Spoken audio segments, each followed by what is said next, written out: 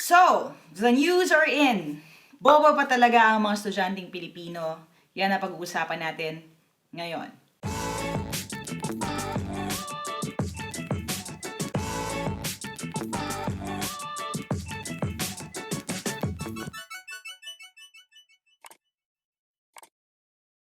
Hi there! Thank you for checking out my channel. Thank you for clicking on this video. I usually make educational and motivational content. So if you want more of those, don't forget to subscribe and hit that bell icon. Now, kung medyo, nandito kayo dahil sa title ng video na ito or dun sa intro na sinabi ko, yes, we will talk about that. But I'm going to give my honest opinion on this kasi alam ko marami rin sa inyo nagtatanong sa akin. I get a lot of messages. Nag-live stream ako, may nagtanong kahit dun sa chat box doon. And I have very strong feelings tungkol sa issue na to. At gusto ko itong mapag-usapan. So, please, if you're not interested in this, just close the window. Pero if you're interested in hearing my pure, honest opinion on the matter, you can stay sa video na ito. Now, very painful sa akin marinig yung word na bobo kasi ang mga Pilipino. Kasi I don't believe that. Now, saan ba galing muna yung news? Okay, taking from yung article ng GMA News Online, we got this December 3 article. Ang sabi dito, the Philippines performed the poorest out of 79 countries in a reading literacy assessment conducted by the Intergovernment Group Organization for Economic Cooperation and Development.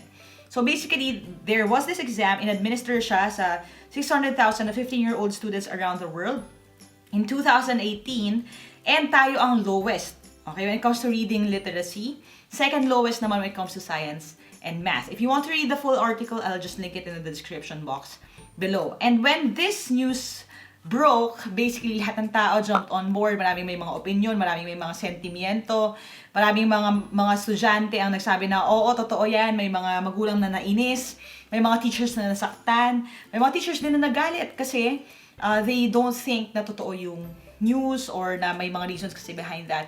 And this news basically became something na political, okay? So, naging, for some reason, turuan na kung sinong may kasalanan, kung anong dapat gawin, kung sino dapat gumawa ng solusyon and everything like that. Now, this is not a political video, okay? I refrain from doing anything or saying anything political, lalo na sa channel na ito and sa aking Facebook page, kasi what we do here is not political at all. So, again, please be gracious when it comes to the comment section. Hindi tayo nandito para magturo, nandito tayo para mag-explain kung paano nangyayari itong problema na to and hopefully, mapag-usapan natin yung posibleng maging solusyon, okay? Now, dun sa line na yon na bobo kasi ang mga Pilipino kaya tayo nasa mababa na ranking. I don't believe that. Because this news actually came sa tail ng isa pang news. I'll take this from the Manila Times article. Again, the link to the entire article will be in the description box below. Sabi dito, Southville International School and College's delegates bagged 83 gold and 92 silver medals at the 2019 World Scholars Cup Tournament of Champions held at Yale University in New Haven, Connecticut. So, etong Southville International School and Colleges, ito ay international school na nandito sa Pilipinas, okay? At sila naman ang grand champion dito. So out of all these prestigious schools and colleges that competed in Yale University, sila ang number 1. Sila ang nag-rank first sa world.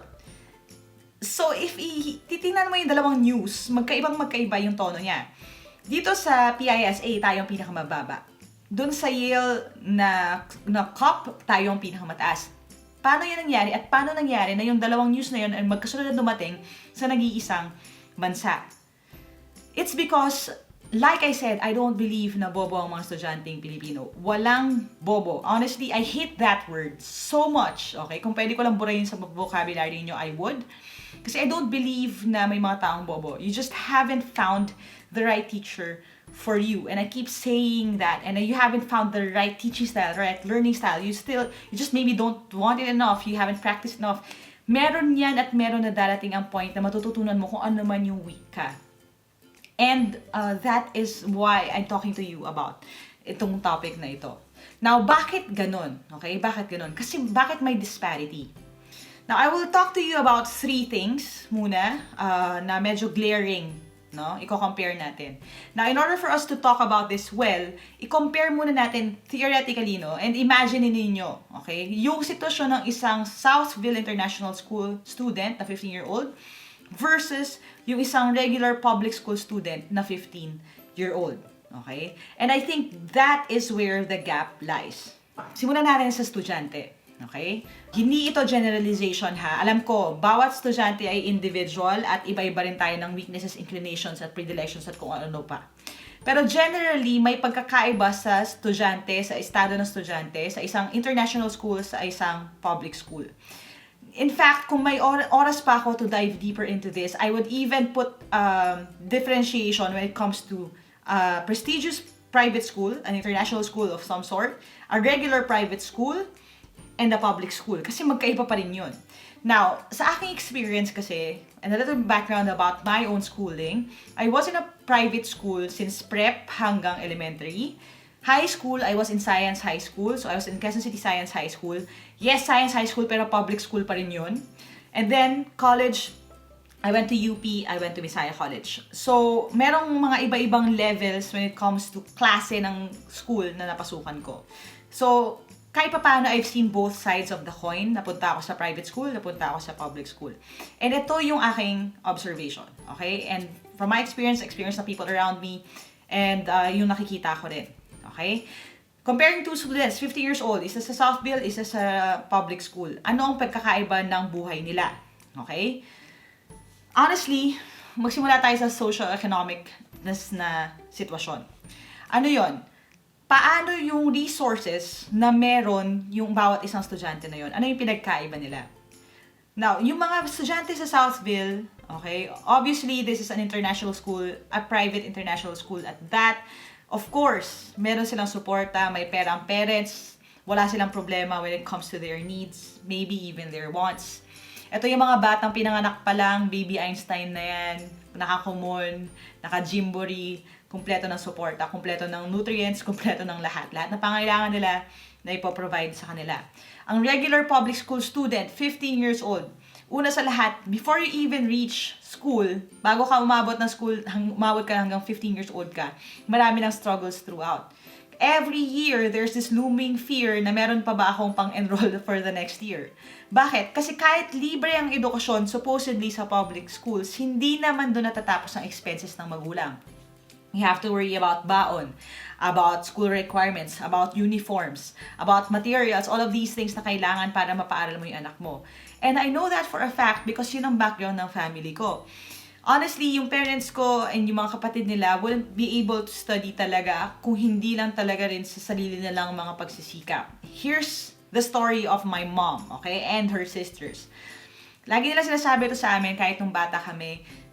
Sila yung mga tipo na hiniram yung mga uniform, minsan pinagpasapasahan, minsan ginawa lang, makeshift lang na ginawa ng lola ko kasi kailangan nilang gawin. They wear shoes that are sizes too big para sa kanila, para pag nalakihan nila masulit, nalagyan na ng dyaryo, ginagamit nila hanggang bumubukas na yung paa.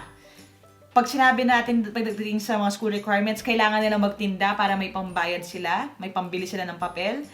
My mom used to sell singkamas, mangga, anything to her schoolmates para lang may income siya pambili ng papel. Itinda sila sa Divisoria, rumaraket sila. All of these things para makakapili sila ng requirements sa school.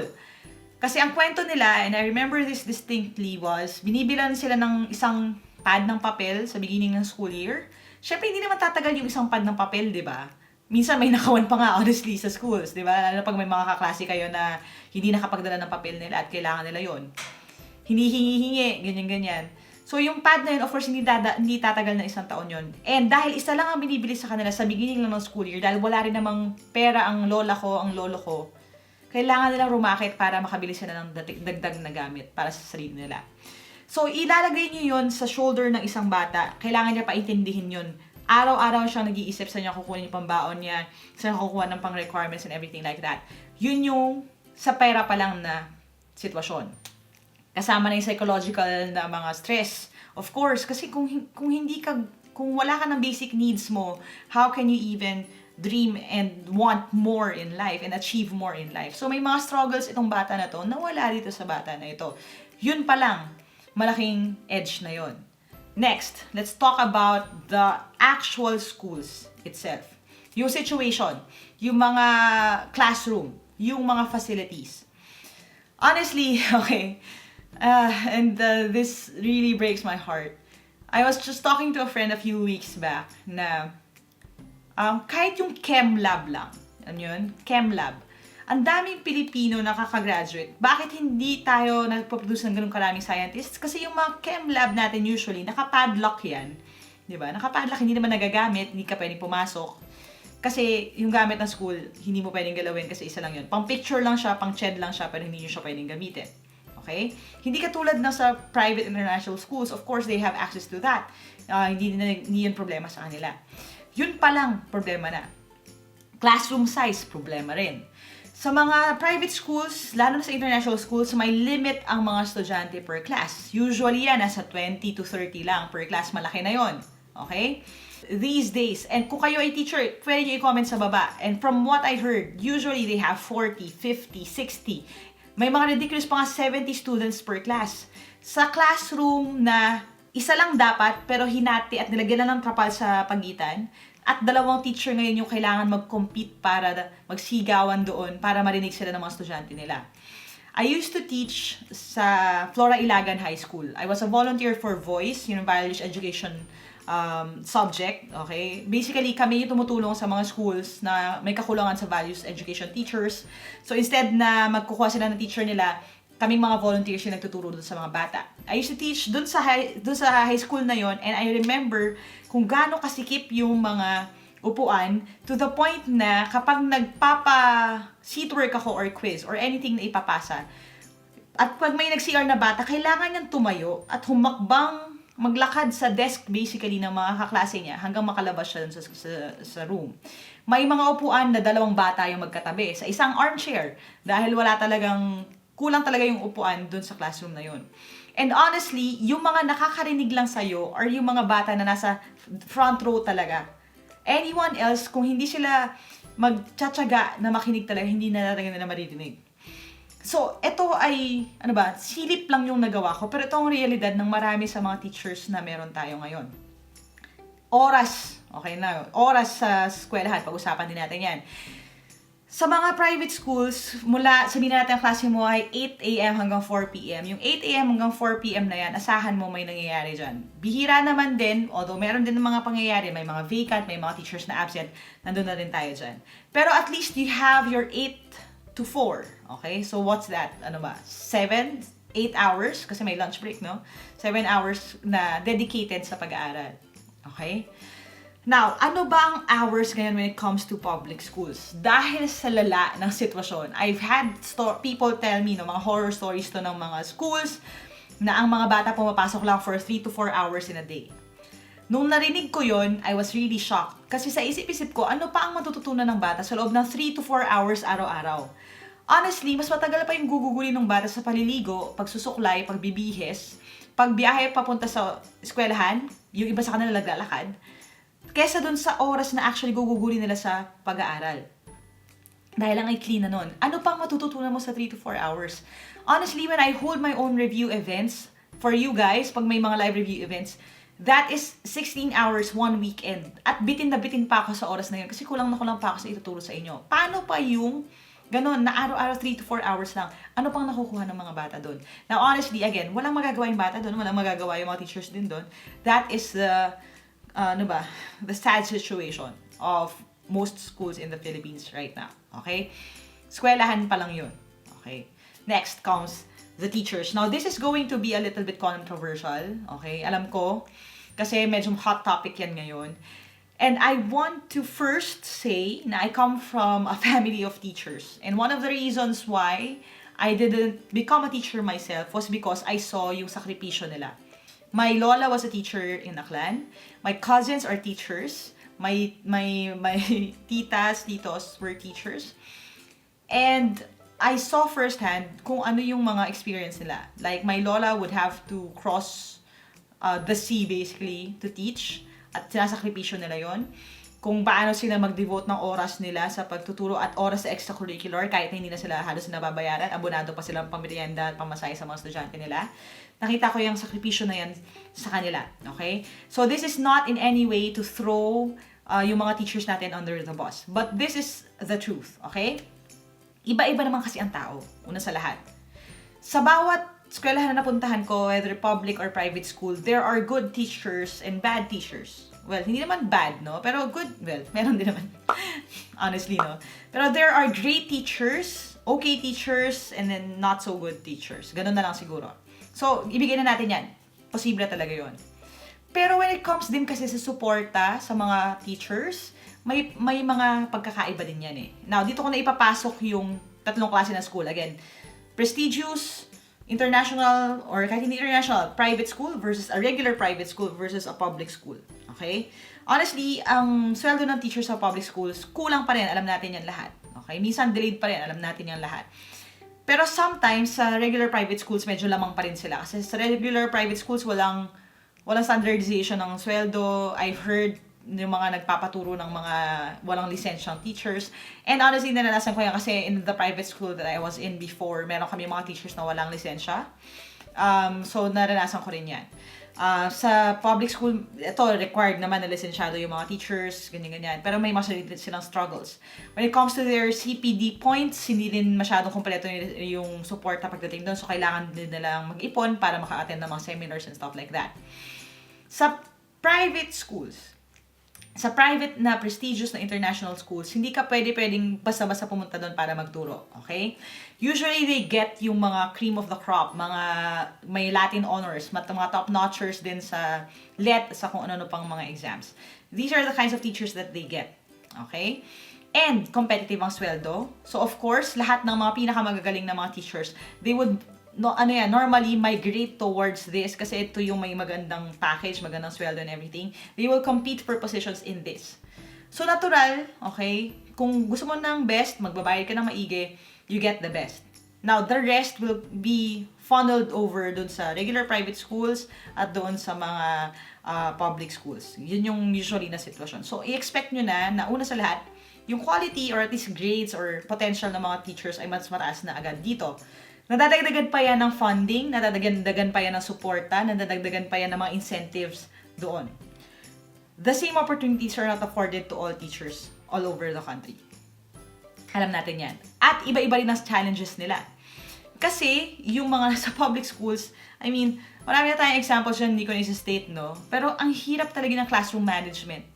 Lalo na kung, number one, these kids come into classrooms with their own issues. Okay? When we talk about the rate ng mga single-parent households, ng mga households na wala nga at actually mga parents, na mga may dysfunctional families, medyo mas mataas talaga ang rate nun na makikita mo sa mga public schools. In general, dahil yun din ang mas mataas din kasi ang rate nung mga yon when it comes to the lower socio-economic classes in the Philippines. So these kids come bearing their own issues, their own struggles and everything like that. And now they have to manage an entire classroom, 60 to 80 people na ganito. When dito sa mga private schools, the kids generally dahil na-screen na yan, nakuha na yan, kung meron mga scholars dyan, cream of the crop din talaga yon. Those kids are medyo primed na talaga for success. So, meron talagang difference dyan. But, one thing na babalikan ko, honestly, is this. And I love how it was put dun sa article ng GMA. And this is what really got to me. And because it confirmed one of my principles na pinupush ko forward sa inyo. Sabi dito, the OECD also noted that 60% of Filipino students agreed or strongly agreed with the statement. Ito yung statement. Your intelligence is something about you that you can't change very much. Those students are unlikely to make the investments in themselves that are necessary to succeed in school and in life. Okay, so i-contextualize natin dun. Basically, there is a part in the test or in the survey that asked students kung ano yung opinion nila about their own potential, about their own pagiging matalino or pagiging smart. Sabi, your intelligence is something about you that you can't change. And bakit ko to pinopoint out? Kasi nakikita ko to sa inyo. Nababasa ko to sa comments ninyo. Sa mga messages na pinapadala nyo sa akin. Every day. I get maybe 10, 20, 30. Minsan pag malapit na yung exam, even more. Ng mga comments, messages, mga comments sa posts ko. All of these. Of you saying something like this. Bobo po kasi talaga ako sa math. Mahina po talaga ako sa English. Bata pa po ako, mababa na ang grades ko. Hindi kasi ako matalino gaya ng mga kapatid ko. Hindi ako magaling. And one thing na binabasag ko, honestly, I spend 30 minutes, 40 minutes ng unang hour ng mga review classes na tinuturo ko, breaking that myth. Kasi marami sa mga Pilipino ang iniisip na, kaya ako mababa sa school, kaya mababa ang grades ko, kaya ako ganito kasi bobo ako. Pinanganak akong bobo, hindi na magbabago yun about me. And it's frustrating sa akin kasi nakikita ko, again, mirrored siya dun sa results ng mga batang mababa ang score. Bakit tayo hindi nakakaangat, hindi tayo nag-improve? Kasi ang paniniwala natin, ganun na tayo, bobo na tayo, wala na tayong magagawa. So kung tutuusin, bobo ang mga estudyante dahil inisip nilang bobo na sila at hindi na sila mag-i-improve. And yun ang gusto kong basagin sa video na ito, honestly. 'Di ba? Kaya nga trying hard yung ito yung merch natin, no? Ito yung jacket, okay? Trying hard. Kaya ako pinupush itong statement ito, nire-reclaim natin siya na hindi masama na maging trying hard. Kasi yun yung gusto kong i-instill sa inyo, guys. Na wala talagang bobo, you just need to try hard, keep trying, keep failing, and that's okay. Ang problema kasi minsan tayo, inisip natin kapag nag-test ako sa math, mababa ako, yun na yun, I let it define me, yun na ang end all be all ng buhay ko. Ibig sabihin, bobo na talaga ako sa English, hindi na ako matututo. And yun yung attitude na nauulit, namamana pa nga yan, kasi pinapasa yan sa mga anak. I've had people na nagsasabi, di ba? Sabi po kasi ng dad ko, mula noon, sabi ng tatay ko, bobo siya sa math, mana ako sa kanya, so pareho kaming bobo sa math.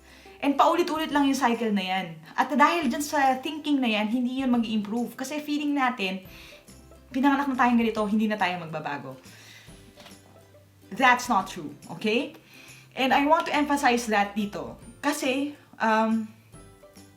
honestly, one of the reasons why I started posting videos on YouTube is to bridge that gap. Noon pa yan, alam ko na, kahit wala itong mga test, itong mga news na ito, alam ko na yon, nag-exist talaga yon. Nakikita ko yung pagkakaiba ng nasa private school ka na may suporta versus nasa regular public school ka. And one of the things na mahirap doon is, ang hirap kasi humabol para sa mga batang to.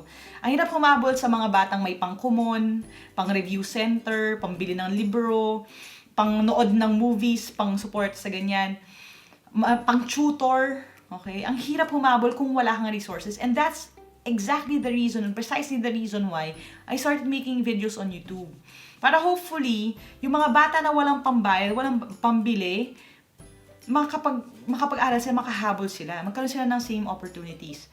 Hindi necessarily bata when I started, pero nakita ko kasi, kahit yung matatanda na, namamana na rin yung thinking na yun hanggang pagtanda nila. Ilan sa inyo, honestly, sa mga estudyante ko na nag-review for civil service, LET, NAPOLCOM, ang nag-iisip, ako, problema ko yung math kasi bata pa ako, bobo na ako sa math.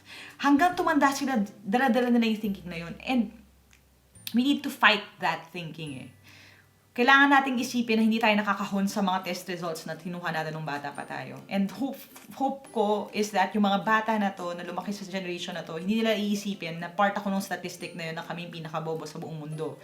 Hindi yun ganon. Kaya lang, sometimes it needs effort, honestly, para mahabol yun. And I keep telling my students that, honestly, pag pinanganak ka na hindi mayaman, na wala kang pang-common, wala kang pangbili ng mga libro, wala kang ganyan, diskartehan mo na lang Didiskarte mo talaga. Kung gusto mo talaga matuto, you have to push yourself.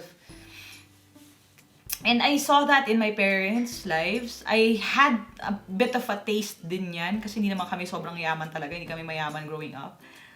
And ano ba yung pagkakaiba? Ano ba yung distinction? Honestly, kung babalikan ko yung kwento ng nanay ko talagang, my mom was a game changer for their entire family Kasi ang sabi niya, kailangan ko graduate ng college, kailangan ko makapag-aral, at gagawin ko lahat para matapos ako ng pag-aaral. So, hindi man siya pinanganak mayaman, umeffort siya. Siya yung tipo ng batang, sabi niya, may mga kwento sila na para makahiram sila ng libro, pupunta sila sa kapitbahay, tapos makikiusap sila na makihiram ng encyclopedia dahil wala pang internet noon. Now, ngayon, iba na If you're a student and you're watching this, may internet na. Nandito ako. If you want algebra na higher calculus, nandyan si Dr. E, si Number Bender. Lilink ko na lang din yung channel niya sa baba if you want help. Maraming mga resources andyan. I-google mo na lang, makukuha mo na. Pero you need to exert extra effort. Kasi honestly, hindi na kaya ng existing na public school system yung ganito kalaking responsibilidad by themselves. And it falls on us natulungan sila na kung ikaw naman ay magulang at ang anak mo ay nasa isang regular public school, okay? At dahil dun natin sila kayang i-afford na ipadala, that's good. Pero be more involved when it comes to their education. Honestly, I have worksheets na for free on the website. I've had marami na akong mga naturuan before na yung magulang kasi nagsi-civil service. Ang ginawa nila, nagsa-study time sila kasama yung mga anak nila using the same worksheets kasi yun din naman ang inaaral sa school. So make it a family thing. Tulungan niyo yung anak ninyo para magkaroon din sila ng additional na help outside. Kasi kung iaasa natin honestly, lahat dun sa existing na 3 to 4 hours na meron sila sa eskwelahan, hindi kakayanin ng mga teachers natin by themselves. That is at least right now. Okay? I still have hope, honestly. And this is a raw video, no? And I hope you take everything I say with a grain of salt, no? What's heartbreaking is that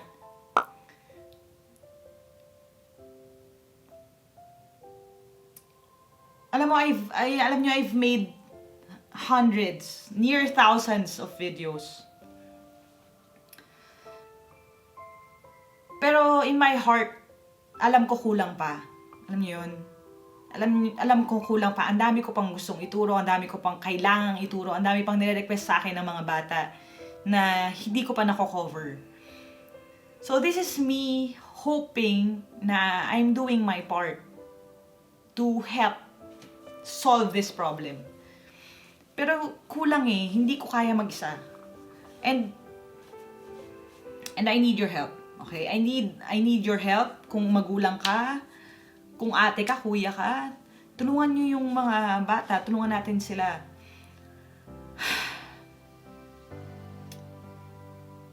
It's funny kasi I talked about this din a few months ago. We have one of the highest rates when it comes to literacy, as in reading, pero mababa tayo sa reading comprehension.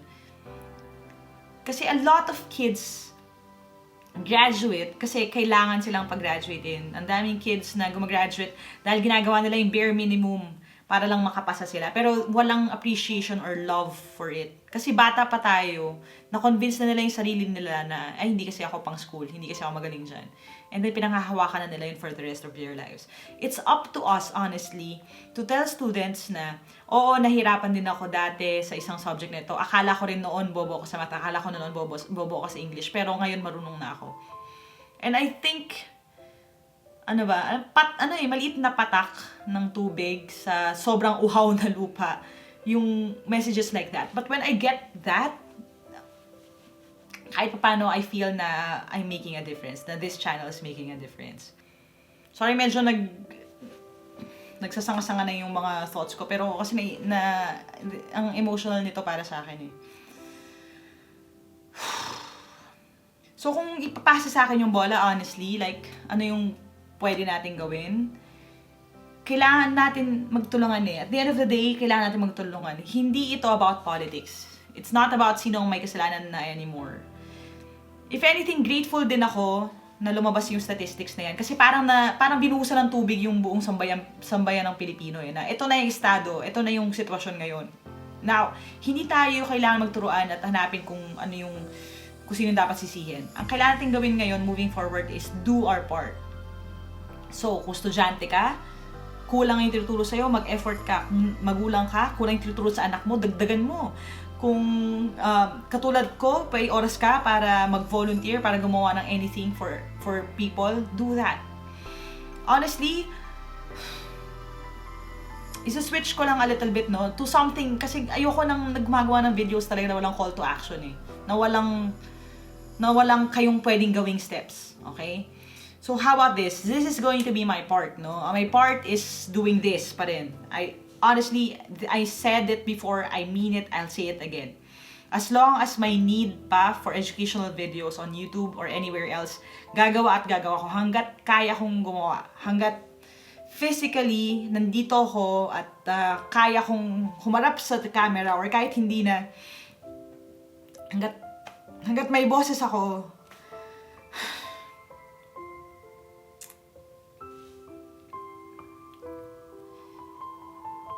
at may kaya akong ituro at may manonood ng videos ko na kailangan ng tulong, I'll do that. That is my contribution. Yan ang promise ko sa inyo. Pero hindi ko kasi kaya mag-isa eh. Na kung teacher ka, honestly, ma'am, sir, salute sa inyo. Hindi ko alam kung anong klaseng sakripisyo ang meron ngayon sa mga public school teachers. And then this comes along. Di ba, kung heartbreaking na para sa akin, mas masakit para doon sa mga teachers themselves. Kasi, lalo na yung mga ginagawa na yung lahat ng makakaya nila, di ba? Alam ko, masakit yung news para sa inyo. I hope hindi kayo ma-discourage. And anything I can do to help you, I would. Honestly, kaya rin gumawa ako ng let review playlist. At masaya ako na marami ako mga estudyante na nakakapasa ng licensure exam for teachers. Kasi, di ba imagine, kahit hindi ako teacher, marami akong tulungan kahit paano na maging teachers din para madagdagan yung number ninyo para hindi naman kayo makulangan. Pero, hindi ko na talaga alam, honestly, kung ano pang matutulong ko on that front. Pero kung meron kayo naisip na pwede kong gawin for you guys, let me know din. Kung magulang ka, honestly, una sa lahat, maawa na lang muna kayo sa mga teachers. Then, kasi hindi nga biro yung pinagdadaanan nila. And then, dagdagan na lang ng suporta yung mga bata. Effortan nyo naman, kamustahin nyo yung mga homework ng mga anak ninyo, kausapin nyo sila, encourage nyo sila. And this, hopefully, this is something na I really wanted to film din before mag-Christmas. Segue muna natin, sorry masyado na ako emotional, no? So, here's going to be yung ating call to action. Anyone, okay? Kahit sino sa inyo, whether katrabaho ka or anything, magpapasko na. Kung hindi pa kayo nakakapag-Christmas shopping, ito yung advice ko sa inyo. Now, bakit? Kasi when we talk about reading comprehension, which is yung pinakamababa daw tayo, di ba? Yan ay something na pinagpapasalamat ko kasi it started young. I started loving reading and I fell in love with reading when I was young. And malaking part ang pinlay niyan. Sorry, ito na naman, emotional naman ako. Malaking part ang pinlay ng ibang tao sa kung bakit love ko yung reading.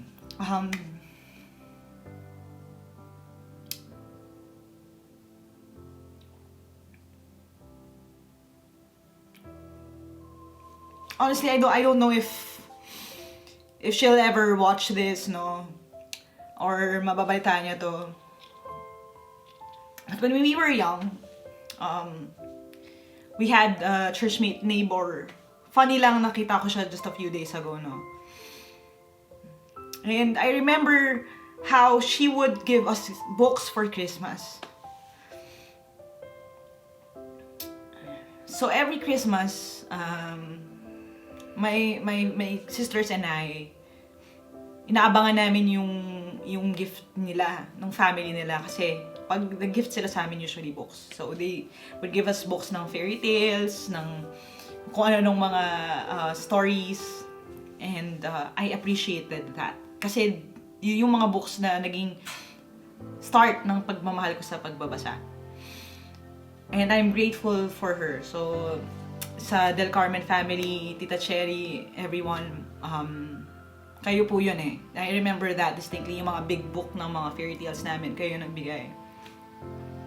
And because of that, honestly, I resolved in my heart na every time meron akong mga inaanak or mga reregaluhan, what I usually give are books. Nag-iisip ako lagi ng ano bang book ang tingin ko ma-appreciate nitong tao na to. And yun yung pinanregalo ko sa kanila. So, ito yung call to action ng video na ito after everything, no? Kasi literacy yung problem and stuff. Kung kayo ninong at ninang, wala pa kayong mga panregalo, nanay kayo, magulang kayo, wala kayong panregalo. Sa mga kaibigan nyo, kahit matatanda na sila, wala kayong panregalo pa. Kung wala pa kayong panregalo, consider giving a book this Christmas. Okay? Kahit yun na lang, para may call to action tong video na ito, do that. Let's start giving books as gifts to other people. Now, kung sabihin natin, ay hindi mahilig sa libro yon, honestly, mahihiligan nga rin naman. Marami akong mga kaibigan na in-encourage ko magbasa ng libro. Tapos, nagsimula lahat sa binigyan ko sila ng isang libro and then they fell in love with it. I have a friend, one of my best friends of high school. Funny nga ngayon kasi author na siya, curator siya ng library, sarili niyang library. And it all started with me talking her into reading a book. High school na kami nito, nasa science high school na kami nito. Kinumbinsi ko siya na magbasa ng libro and then she fell in love with reading because she fell in love with one book. And now she has her own library. So, this is the reason why I'm telling you this, na books change lives. So, kung wala ka pa mananegalo sa iba, or may mga paparating na birthday, holidays, Christmas paparating, consider giving a book to someone this Christmas. Lalo na kung bata yan, just find a book that they may find interesting and give it to them. Alright, so call to action na tayo ngayon. Let me just pick up myself, no? Here's the challenge, okay? Now, ngayon, sa Christmas na ito, kung may birthdays na paparating sa pamilya ninyo or kahit kanino, wala pa kayong panregalo, start giving out books as gifts, okay? And when you do, use, if you want to share it with me, let me know na ginawa nyo ito. Use this hashtag sa ilalim, okay? And, yun yung way ko for me to track if you did that. And hopefully, more people do it. And hopefully, we raise a new generation of readers, of people who read because they want to have fun reading, to enjoy, to learn. Hindi lang dahil requirement yun sa school. So again, use this hashtag na lang. And post that sa social media ninyo. Hahanapin ko yon. Using that hashtag, matatrack ko sa inyo kung sino yung gumawa. And I'll pick out people then that I will shout out and I will commend, and of course yung papapadalan ko rin ang sarili kong mga gifts, okay? So again, it's going to be hashtag TL books for gifts, and yun yung hahanapin ko na hashtag sa inyo. Ganito na lang, para meron tayong deadline. So sa end of the year, so 2019, end of the year, every end of the year na lang. From here on out, I'll give away mga sarili nating merch kit, yung mga basta gift package na special coming from me. Magpaparaffle ako dun sa mga gagawa ng challenge na yun. So again, instead of giving out a toy or anything na, ano yun, mug or towel or anything like that, go to your nearest, kahit second-hand bookstore, find a book, ipanregalo niyo yan. Let me know using that hashtag, and I will draw a winner from you guys. Napapadalan ko rin ng sarili kong gifts, okay? So kahit paano, kahit maliit lang na bagay yon, kung marami tayong gagawa, hopefully matulungan natin yung next generation to fall in love with reading. Kasi honestly guys, again, hindi natin kaya by ourselves. Hindi kaya ng teachers by themselves. Hindi ko kaya by myself. So pagtulong-tulungan natin. And hopefully makita natin yung scores na yan na mag-increase in the future. Alright, so that's it muna for now. Tatry ko munang i-sort out yung sarili ko bago ako mag-film ng more videos. And like this, share nyo na sa friends nyo, challenge nyo sila to give books for gifts this year. And yun, that's it muna for now. So again, subscribe if you haven't yet. Hit the bell icon kung gusto nyo na updates, lalo na dun sa aking 12 days of Christmas this year. Parang basically 12 books for Christmas. And those videos will be coming up soon. Alright, thanks guys. And as we always say dito sa channel na ito, never stop learning. Aja, kaya niyan. I'll see you next video and bye for now.